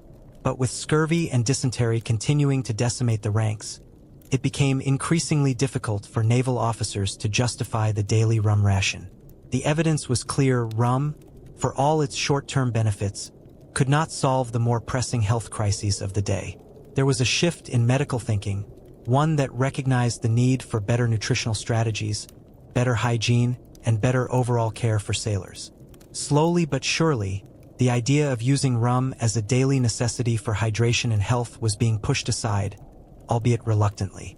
This moment in naval history marks the beginning of a slow and steady shift toward a more rational approach to sailor welfare. The drawbacks of rum, which had been brushed aside for centuries, were now impossible to ignore. The path ahead would involve new strategies, experimental approaches, innovative thinking, and new sources of hydration that would eventually change the way sailors were cared for. But as the rum ration began to lose its grip on the naval tradition, the sea would continue to test the resilience of those who sailed upon it. As the 19th century dawned, naval health care began to shift in response to the growing realization that the traditional methods were failing. Scurvy, dysentery, and the challenges of contaminated water were far more insidious than previously thought, and the toll they took on the sailors could no longer be ignored. The rum ration, which had once seemed like a necessary part of life at sea, now faced increasing scrutiny. While some officers and sailors clung to the idea that it was a remedy for the hardships of life at sea, others began to call for a more measured approach, recognizing that it was time for a new chapter in naval health practices. One of the key turning points in this shift came with the work of James Lind, a Scottish naval surgeon who conducted one of the first experiments to understand the causes of scurvy. In 1747, Lind began his famous trial aboard HMS Salisbury, testing various treatments for scurvy among the sailors. His results were groundbreaking, as he found that citrus fruits, specifically lemons and oranges, were highly effective in preventing and curing scurvy. However, despite his discoveries, Lind's findings were slow to be implemented. The Navy was slow to adopt his recommendations, and the rum ration continued to hold sway, as it had for decades. Yet the seeds of change had been sown, and by the time the 19th century arrived, there was a growing movement to apply Lind's ideas more broadly. As the medical community began to shift its focus, the importance of a balanced diet became increasingly clear. The sailors needed not just water, but the right kind of water, and they needed proper nutrition to prevent scurvy and other diseases. But it wasn't just about scurvy anymore.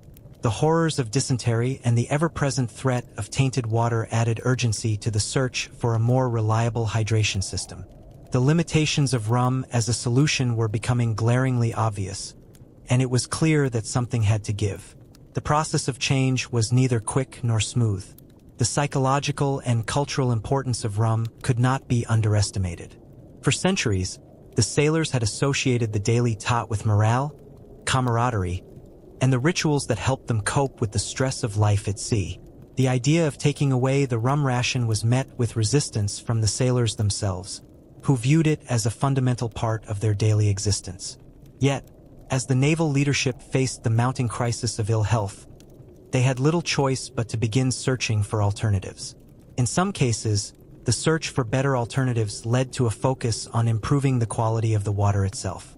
Innovations in water storage and preservation were explored, with copper and tin-lined barrels being experimented with to reduce contamination. Some ships began using techniques like boiling or filtering the water to improve its quality, although these efforts were not always effective, as bacterial contamination remained a serious issue. It wasn't until later that the development of better distillation and filtration techniques made more consistent solutions possible.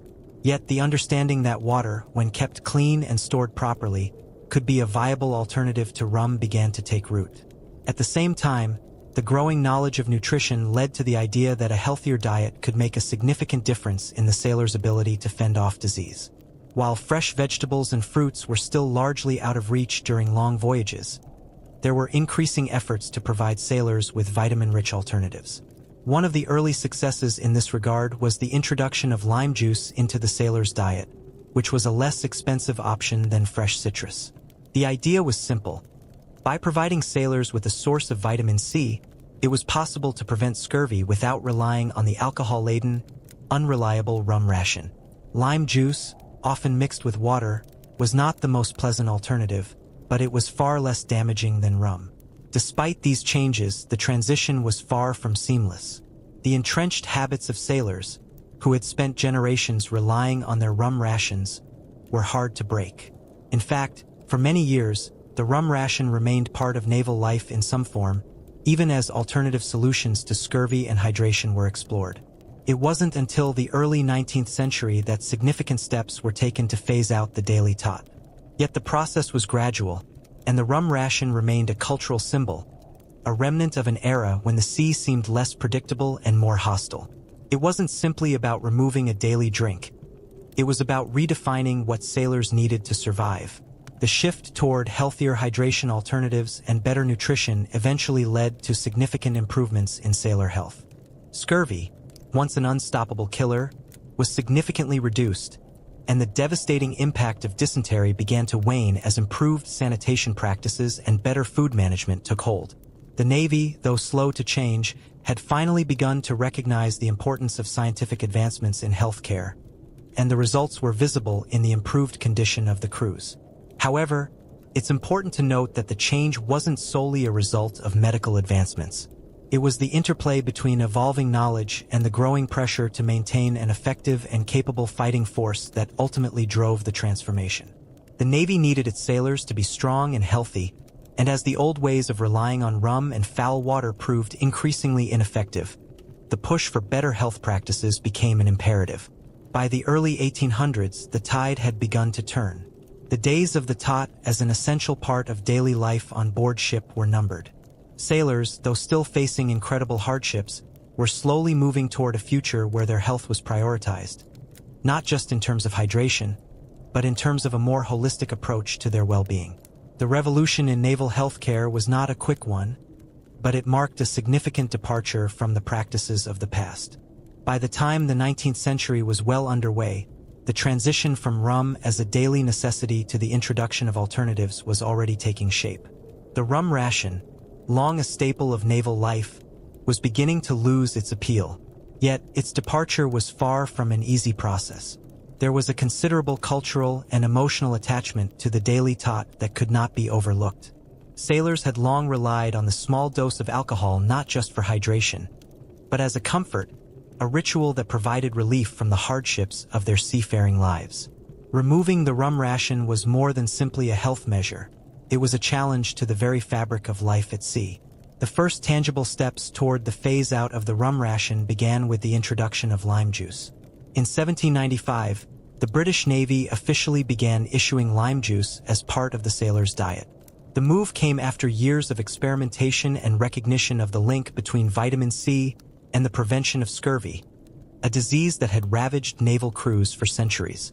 The decision to include lime juice in the sailors' rations was a significant shift in medical thinking, one that acknowledged the importance of nutrition over alcohol in maintaining sailors' health. However, this was not an immediate or universal success. For many sailors, the introduction of lime juice was met with skepticism. The idea of replacing their beloved rum with something as sour and unpalatable as lime juice was difficult to accept. The sharp, bitter taste was nothing like the comforting burn of rum, and the sailors who had grown accustomed to the daily tot found it a poor substitute. The rum ration had, after all, been about more than just hydration. It was about morale, camaraderie, and the shared experience of life aboard ship. The introduction of lime juice was seen by many as an affront to that tradition, and resistance was inevitable. At the same time, lime juice was not an immediate solution to the larger issue of hydration. While it was effective in preventing scurvy, it did not address the broader concerns of water contamination, dysentery, and other diseases that were rampant on naval ships. The introduction of lime juice was an important step forward, but it was only one piece of a much larger puzzle. Fresh, clean water was still desperately needed, and the Navy continued to grapple with how to provide it on long voyages. Meanwhile, the logistical challenges of ensuring a consistent supply of lime juice on ships were not easily overcome. Lime juice, like other perishable goods, had to be stored carefully to prevent spoilage, and it needed to be distributed efficiently among the sailors. The issue of storage was another hurdle. If the lime juice was not properly sealed and kept cool, it could quickly turn sour or become ineffective. The bureaucratic battles over how to best implement the lime juice rations were, as expected, fraught with resistance. There were concerns over the costs of production and transport, as well as debates about how much lime juice was needed per sailor. Some officers were convinced that it was an unnecessary expense, particularly when the sailors were already receiving their daily ration of rum, which had long been viewed as sufficient for maintaining morale. But as the 19th century wore on, the tide of opinion began to shift. The evidence of lime juice's effectiveness in preventing scurvy became harder to ignore, and the idea of using it as a more reliable means of hydration gained traction. At the same time, the military focus began to shift toward more sustainable solutions. The success of lime juice in reducing scurvy pushed the Navy to consider alternatives to rum for hydration and health. This paved the way for further experiments with bottled water. Bottled water, which had been in use on a small scale for some time, began to gain more widespread attention in the early 1800s. The concept of transporting fresh water in bottles or barrels was nothing new, but it was still a logistical challenge. The main problem remained: how to store water for long voyages without it becoming contaminated. The solution to this problem lay in pasteurization, a method developed by French scientist Louis Pasteur in the mid-1800s. Pasteur's process of heating liquids to kill harmful bacteria revolutionized the way liquids were stored and transported, including water. This innovation made it possible to store water for longer periods without the risk of bacterial contamination, offering a significant breakthrough in naval hydration practices. However, even with the advent of pasteurization, the transition away from rum was not without resistance. The bureaucratic and cultural barriers to change were immense. For many years, the rum ration remained in place, and even after the introduction of lime juice, bottled water, and pasteurization, many sailors continued to cling to their familiar routines. The rum ration had become a symbol of life at sea, a way of coping with the isolation and hardships that came with long voyages. For many, it was an indispensable part of their daily existence. The cultural love affair between sailors and their daily tot was not easily broken. Rum was seen as a cure-all, a comfort in times of stress, and a bonding agent among men who often faced long stretches of time without meaningful contact with others. The rum ration provided more than just physical sustenance. It offered a sense of unity and tradition. This made it incredibly difficult for commanders and naval officers to convince their crews that the rum ration was no longer necessary. The debates over the health benefits and drawbacks of rum were not merely theoretical. They were rooted in the lived experiences of sailors, whose sense of identity was closely tied to the rituals aboard ship. As the 19th century progressed, the bureaucracy of the Navy began to align with the new medical findings and the push for more effective hydration practices. The rum ration, though still clung to by some, began to be phased out more systematically. By the 1850s, the Navy had moved decisively toward the introduction of more reliable hydration options, such as lime juice and eventually bottled water. These changes were not without their struggles. The transition away from the rum ration faced both logistical challenges and cultural resistance, but it was becoming increasingly clear that healthier alternatives were necessary for the well-being of the sailors. However, the phase-out of the rum ration was not a simple matter of replacing one practice with another. It required a complex interplay of medical advances, logistical considerations, and the cultural shifts within the Navy. Sailors, once accustomed to the comforts and camaraderie of their daily tot, were now forced to confront the reality that their old traditions were no longer viable. The process of change was slow, but the evidence of the benefits of lime juice, bottled water, and pasteurization was undeniable. Despite the initial resistance and the cultural weight of the rum ration, the push for change began to make tangible progress. By the mid-19th century, the Navy's top brass had no choice but to acknowledge the mounting evidence that alternatives like lime juice and pasteurized water were healthier and more reliable than rum. This shift was not without its difficulties. In addition to the logistical challenges of transporting and storing lime juice and water, there were still significant debates over the financial costs involved in these new practices.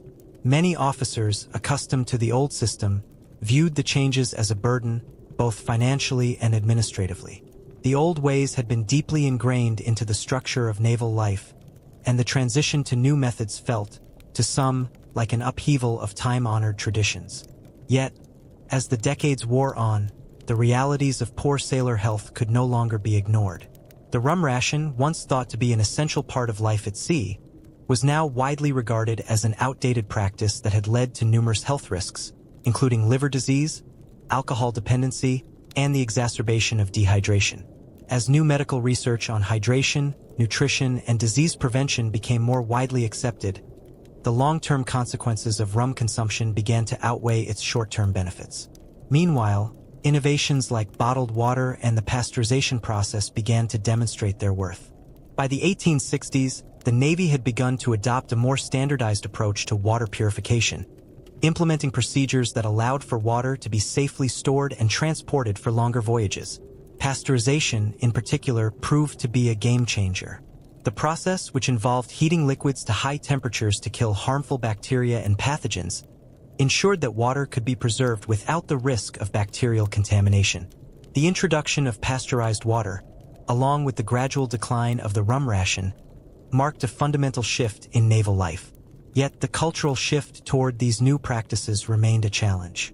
The sailors, who had long relied on their daily tot as a source of comfort and routine, continued to view rum as more than just a beverage. It had become a symbol of solidarity among the crew, a way to bond and cope with the isolation of life at sea. The rum ration had a role in social cohesion and morale, and this was something that could not be easily dismissed. For many, the loss of the tot was a painful one, and some sailors resisted the changes with fervor. In their eyes, the daily tot was more than just an indulgence. It was a time-honored tradition that had helped them survive the hardships of life at sea for centuries. The bureaucratic resistance was palpable as well. Admirals and officers, some of whom had personally benefited from the rum ration, were reluctant to abandon a practice that had been so entrenched in naval life. Many officers continued to defend the tot, arguing that it was an essential part of maintaining discipline and morale on board ship. Their resistance was rooted not just in tradition but in the practical realities of managing a naval fleet. The logistical challenges of providing lime juice or bottled water to sailors on long voyages, coupled with the cost of these new provisions, made the transition slow and fraught with complications. In many ways, the shift away from rum rations reflected a larger cultural transformation within the Navy. The rise of scientific approaches to healthcare, alongside the increasing importance of military efficiency and discipline, made the old ways seem outdated and unfit for a modern Navy. The introduction of alternatives like lime juice and pasteurized water represented not just a change in hydration practices, but a broader rethinking of how sailors should be cared for during long deployments. It was a realization that, in the quest to maintain naval power, the health of the sailors, once considered secondary, could no longer be overlooked. The transition to new hydration practices was not just a matter of replacing rum with water or lime juice. It was an acknowledgement of the importance of sailors' well-being, both physical and mental, in the context of naval warfare. The shift from rum to more reliable and healthier options was a direct result of the growing understanding that better health meant better performance on board, whether in battle or during long voyages.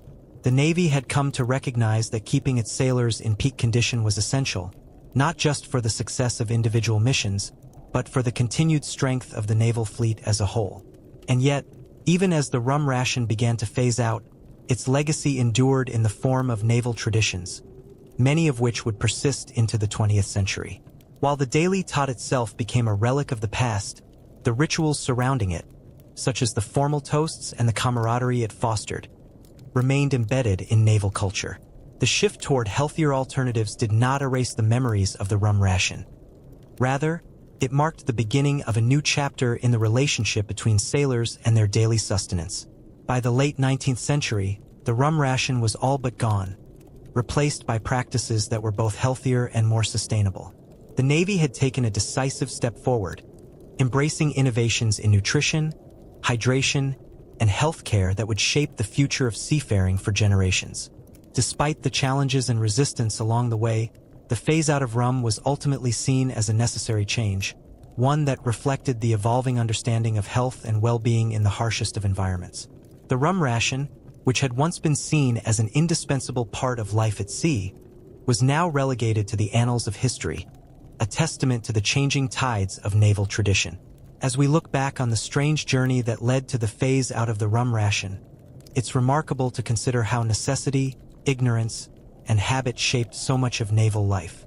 The rum ration, with all its health risks, wasn't just an arbitrary decision. It was a response to the harsh realities sailors faced, a tool born of desperation in the face of poor water, disease, and the isolation of life at sea. The sailors themselves, steeped in tradition, held on to the daily tot not just because of its medicinal qualities, but because it was tied to the very nature of their lives. It was the thread that held together a fragile sense of community and survival. In many ways, this strange combination of necessity and ignorance, how the rum ration was seen as both a cure and a source of harm, is a perfect reflection of how humankind has dealt with problems throughout history. Often, solutions arise not because of an understanding of the science behind them, but out of sheer necessity.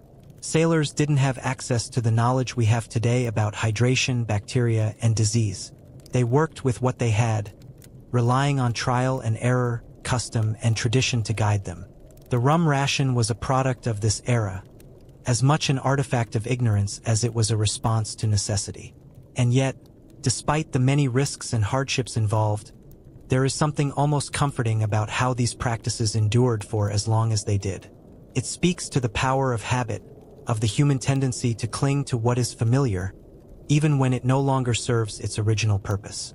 The sailors' attachment to the rum ration wasn't just about the alcohol itself, but the ritual it represented, a daily marker of their existence, a moment of shared respite in an otherwise grueling life.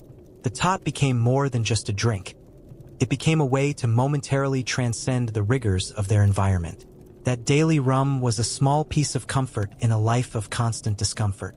Reflecting on these practices brings us to a curious intersection with our present-day standards of water safety and hydration. The rum ration may have been phased out, but the search for reliable hydration continues to resonate with us. Today, we take for granted the clean, potable water that flows from our taps. We rarely give a second thought to the rigorous systems in place that ensure our water is free from contaminants. The story of the rum ration, of sailors struggling to hydrate and maintain health on long voyages, serves as a reminder of how far we've come.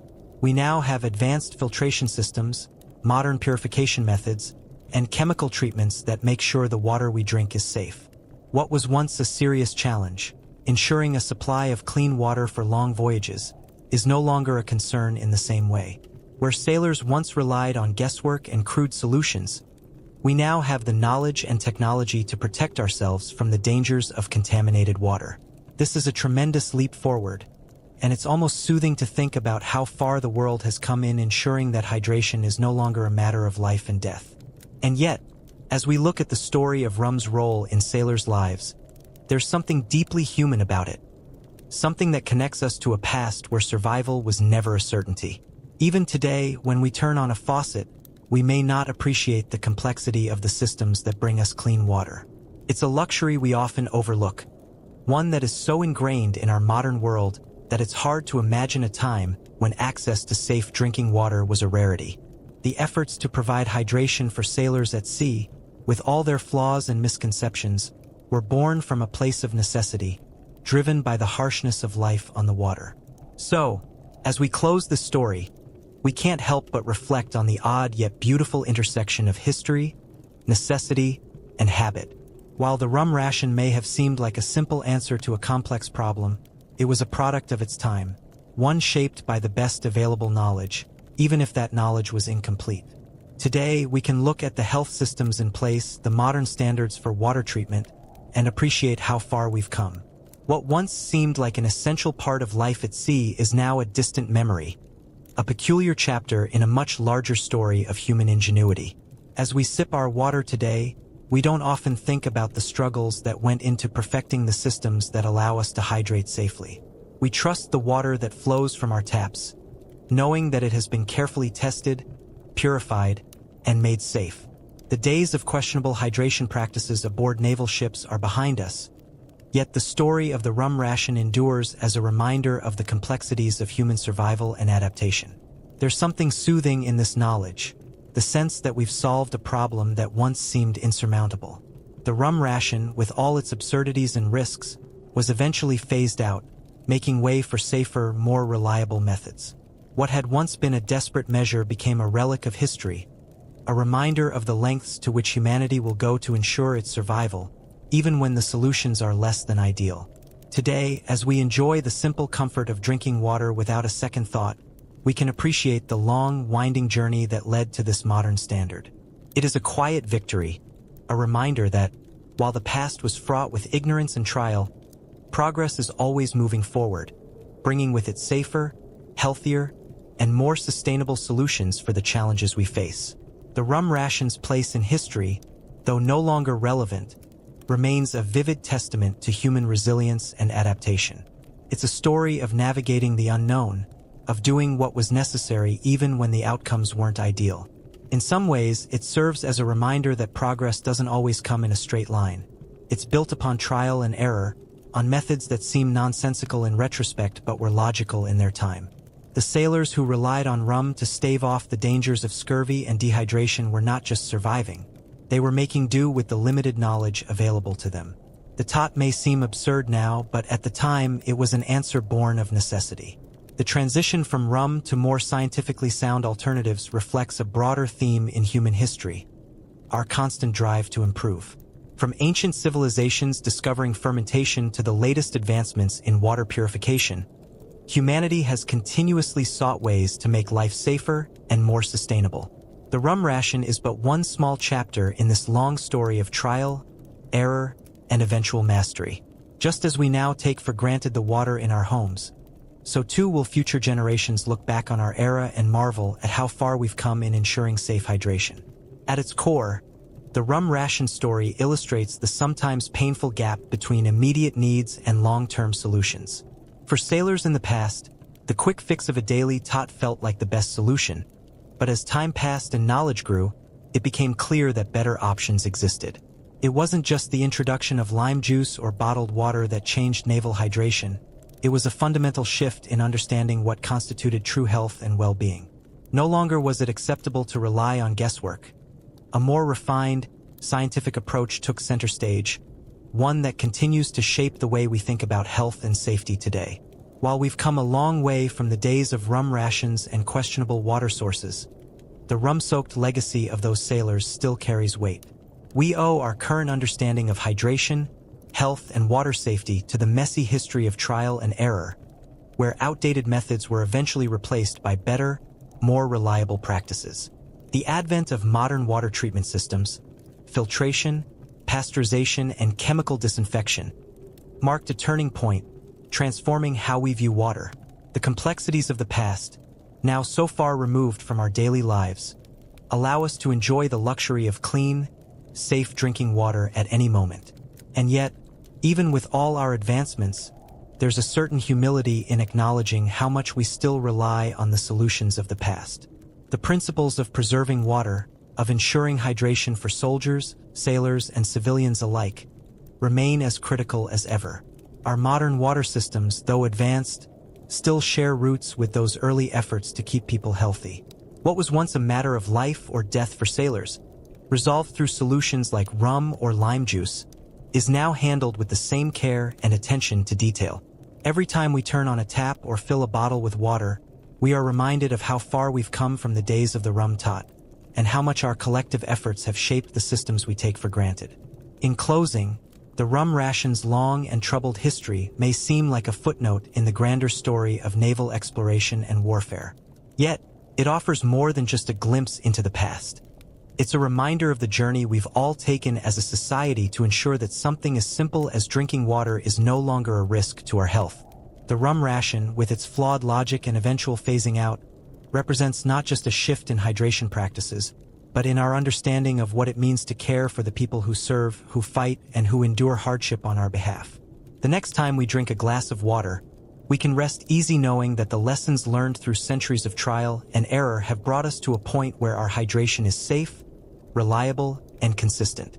We can appreciate the advances in water treatment that have made it so, while also reflecting on the strange, sometimes comical, but always human story of how sailors survived the seas. And, perhaps, as we sip that water, we can find a moment of quiet gratitude for the knowledge and innovation that led to the solutions we now take for granted. It is a peaceful thought to carry with us, that we've come a long way, and the journey to safer, healthier lives continues to unfold, one thoughtful solution at a time.